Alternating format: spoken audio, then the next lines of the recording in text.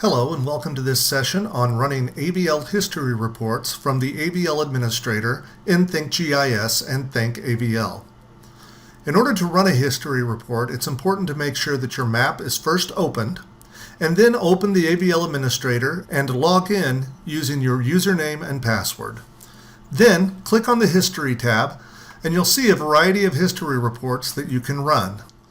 In this session, we're going to go over how to run an activity report. An activity report generates a PDF that is a tabular format that details all activity for all of the vehicles selected in the report parameters and the time frame selected as well. To begin, I click on the Activity Report button.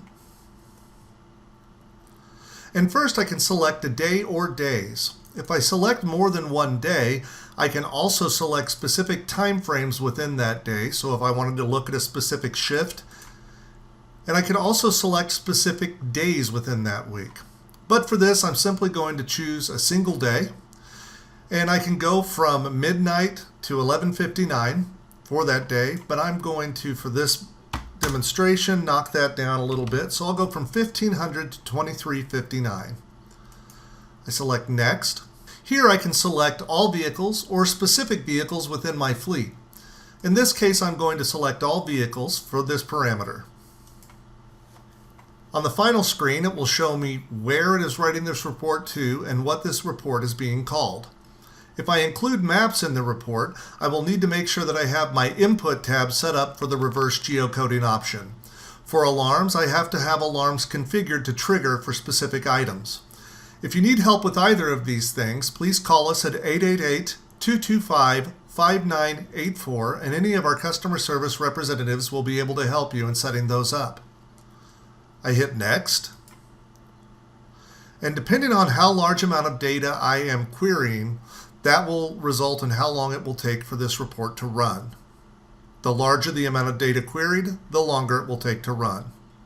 Once the query has finished running, the activity report PDF will automatically open up. At the very top, I can see the parameters put in for the configuration of that history report. And right below that, an activity summary for all of the vehicles. As you can see a vehicle number, across from it there are hills and valleys for vehicle activity during the time frame set up in these parameters. As I scroll down further, I can see individual vehicle activity. Each vehicle listing details a time for the report, the vehicle number as it comes from the AVL client in this case, sometimes that comes from a modem or a radio, the label if applied in the AVL administrator, the speed of that vehicle at the time of that report, a lat long for that report, and in this case, the nearest address range for the vehicle that is reporting. Over on the map, you can see the A to B portion of this, and this is all of the activity included between points A and B. The line work is coming from the address range layer in this case, though that can be configured to use the roads or highways layer depending on how you like to display it. This will continue as this for every single vehicle that we have listed. Once I'm finished, I can simply close out of the report. If I like, I can save it as a different name if I need to use this for some other activity, or I can simply close out. If I do need it again, I can simply run the activity report query again.